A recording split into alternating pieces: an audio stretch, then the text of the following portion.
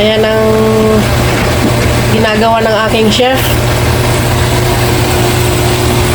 That's gotta be our breakfast.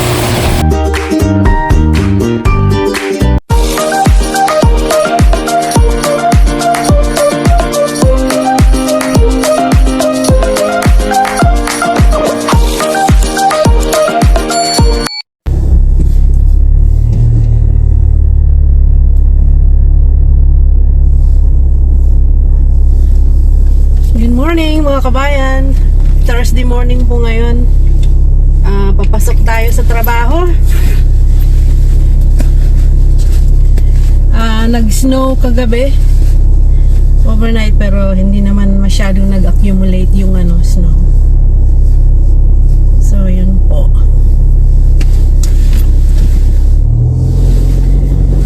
Ayan,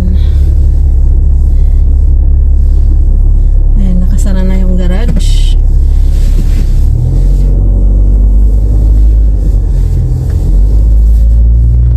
Time natin ngayon is 7:07 in the morning, obviously. Maunahan ko yung school bus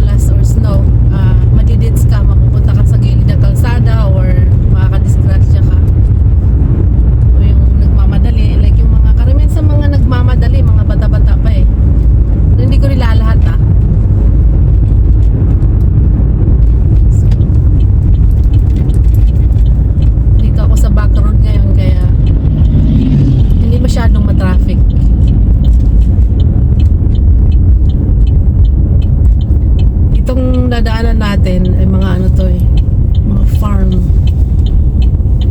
Pero na-harvest na lahat yung ano nila, mais. Doon sa mga regular kong manonood, ito ay nakikita nyo to. Ayan, ayan. Ayan, puro ano yan, mais. Tapos yun na na-harvest na nila. Oh, mas marami silang ano dito, snow sa Janesville kaysa sa Beloit. Mas maraming ice, mas maraming ano, snow sa kalsada. Kailangan pa rin natin mag-ingat, baka madulas siya.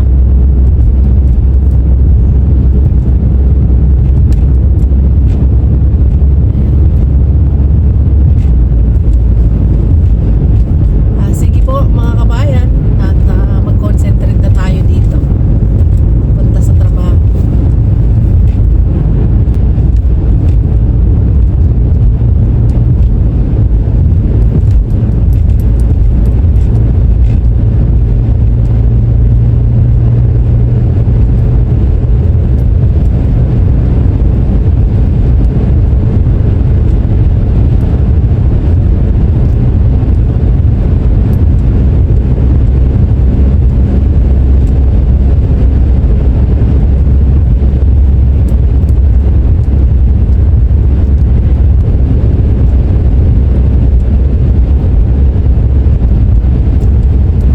Pasensya na po kayo kung nagsishake yung aking video dahil yung aking camera or camera holder sa dashboard para siyang nagsishake pagka ayan, the car is running, of course parang siya nagsishake. So hopefully yung ano, yung video ay hindi nagsishake, and if it is, mahingi po ako ng paumanhin. I'm trying to show you guys yung ano ba, yung what I see o aking dinadaanan every day mula sa bahay hanggang sa trabaho ko. Pagka may ibang season ba, fall season pa lang tayo ngayon, hindi pa winter season, but ayan, meron ng snow. That's very common dito sa Wisconsin. Dito po sa Wisconsin, we have 4 season. Doon sa hindi nakakaalam, which I like: spring, summer, fall, at saka winter. Yan.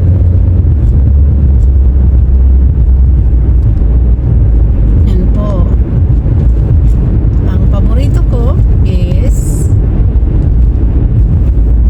actually, yung number 1 ko is fall season. Tapos yung spring. And then summer, and then winter. Actually, I like them all. Kaya nga siguro nandito ako nakatira for how many years na. Kasi I like the 4 season na nararanasan ng na-experience ko dito, which yun, sa ibang state hindi ganun eh. Yung mga may ibang state na ano lang, wala silang, actually may winter sila pero hindi katulad dito na nag-snow. Sa Florida for sure walang snow doon. I could be wrong, but sa pagkakalam ko walang snow, hindi nag-snow doon kasi ano yun eh, may pagka-tropical sila doon, mainit. So anyway, dito na tayo sa Janesville. Actually kanina pa, but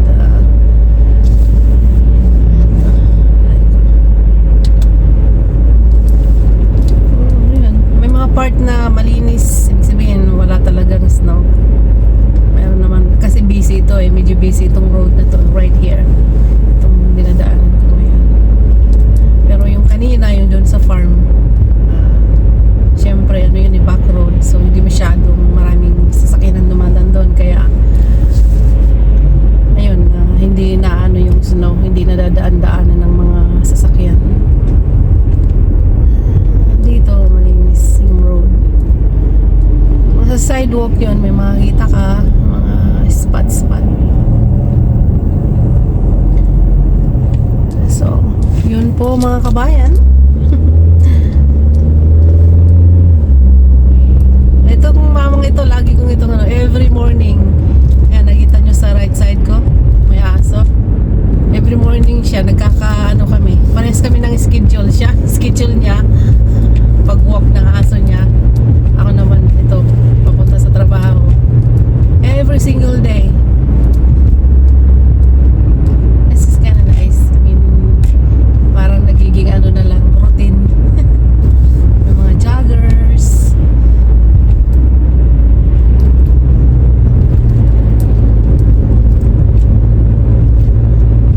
Ang gusto ko dito sa Amerika, lalo na sa dito sa tinitirahan ko, sa aming maliit na town. Hindi na maliit, but depende, no? Karamihan sa mga daanan, wala kang makikitang basura. Malinis. Kasi ang mga tao dito ay mga tawag niyan, may mga respeto pagdating sa respect sa mga ganyan, sa kalinisan. Tsaka yung tinatawag na tax, nagbabayad kami ng tax. Ayun ay pang part sa panglilinis din. Pero walang nagkakalat dito. Kasi pag nagkalat ka, nahuli ka, nakita ka ng pulis, magpa-fine ka. Yun. Hindi ko lang alam kung magkano yung fine pagka nahuli ka. Like sa car, ikaw rin, pag halimbawa nag-drive ka, tapos nagtapon ka ng basura sa sa bintana, hindi ka magbabayad kung wala ka hindi ka mahuhuli. Pero pag nahuli ka, natsimpo ka ng pulis, siguradong magbabayad ka ng fine. If I'm not mistaken, at least mga $300.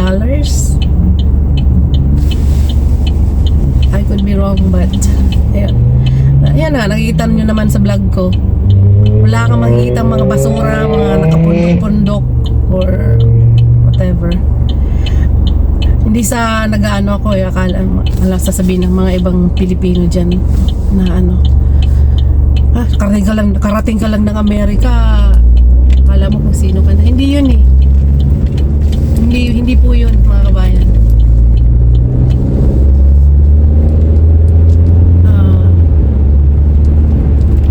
Hindi naman kailangan maging mayaman ng isang country to keep your country clean. Kung ang mga tao ay marunong sumunod, at saka hindi mo na kailangan ano na lang yun, common sense. Then ang lang kasi dapat yung country natin, di ba? Magano sila mag-focus ng like yung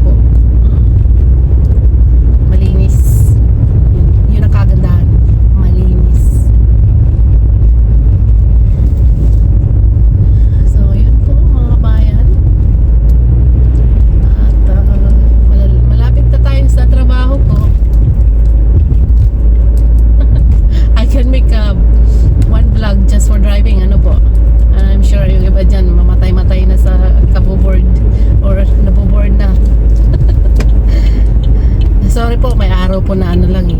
Yung ganyan, madaldal lang ako. Tapos drive lang, mag-vlog.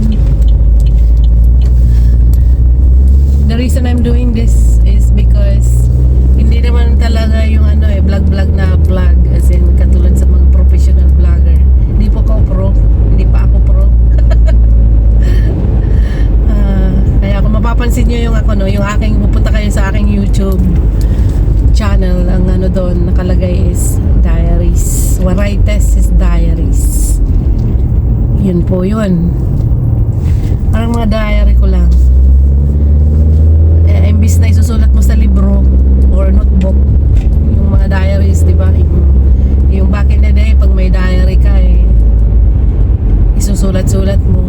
Ewan ko kung uso pa yan ngayon. So, in a modern world, ngayon, ito ang aking diary. Punta lang kayo sa aking YouTube channel. Makikita nyo yung aking mga diary. So, pag gano'n na tayo, hindi na tayo disabled na tayo, o kahit pa paano yun, makikita ko sarili ko dun sa sa YouTube, uy, ginawa ko pala to, yung parang ganun. Yun. That's something na I can call my own myself. I did it myself, yung ganun. Yung ako lang talaga ang may gawa, walang pwedeng umangkin, yung ganun. So that's something I'm proud of. Nakakagawa tayo ng yung parang nakakasabay tayo ng konti sa generation ngayon, sa panahon ngayon. So, yun po. Yun lang naman po ang akin. At saka kung mayroon mga manonood at saka mga nagsusubscribe, bonus na yun. Parang bonus na yun para sa akin.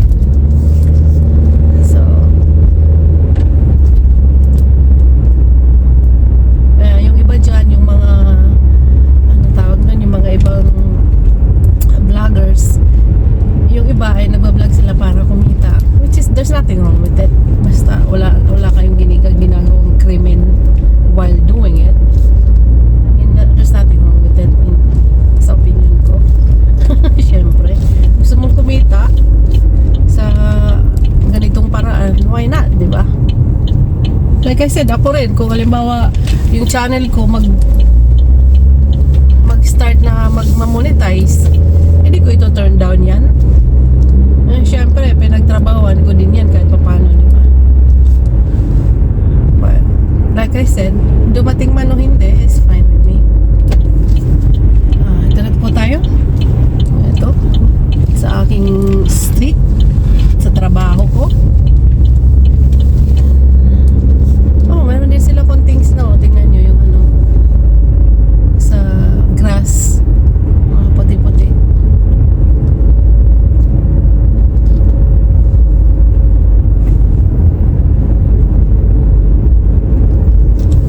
Ayan.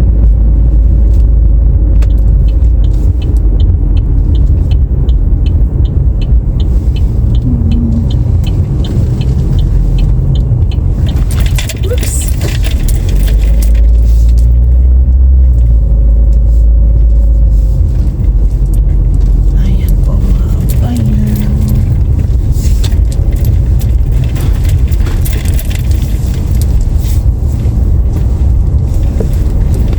Ipuwitin natin yung pag-drive, ay pag-park.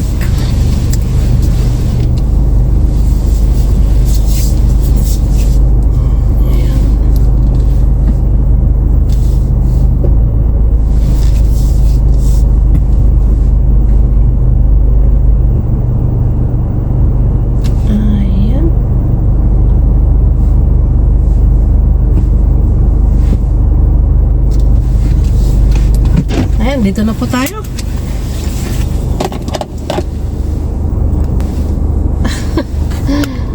Ayan po mga bayan, dito na tayo.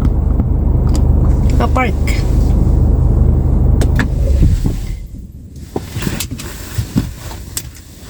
Paano po? Pasok na ako sa trabaho ko. Have a happy Thursday morning po sa inyo. Mga kabayan, may ipapakita ko sa inyo. I'm on my break, first break sa umaga. Nandito ako sa labas ng pinto ng aming opisina. Pakita ko sa inyo, ha? Ayan, o. Nag-i-snow.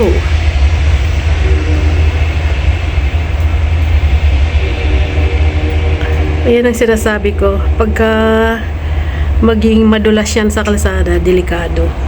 Mag-drive. Ayan. Ayan yung nakatutok yung camera ko. Mga opisina din yan. Yung iba warehouse. Ayan po. Ewan pala kung nakikita nyo yung Ayan.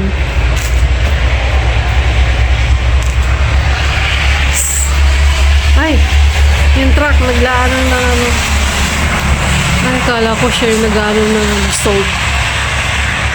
Or maybe just buhangin.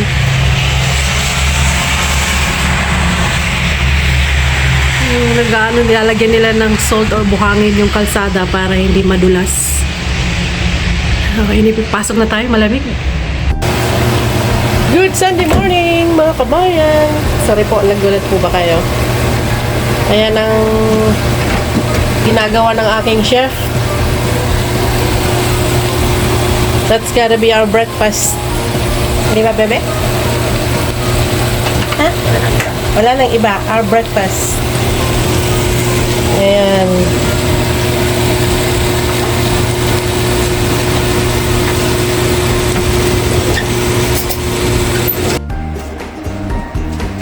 Ayan na po, mga kabayan. Kami po ay kakain ng almusal. Ayun yung time natin. Ewan ko kung nakikita nyo. 9:20 AM ng Sunday.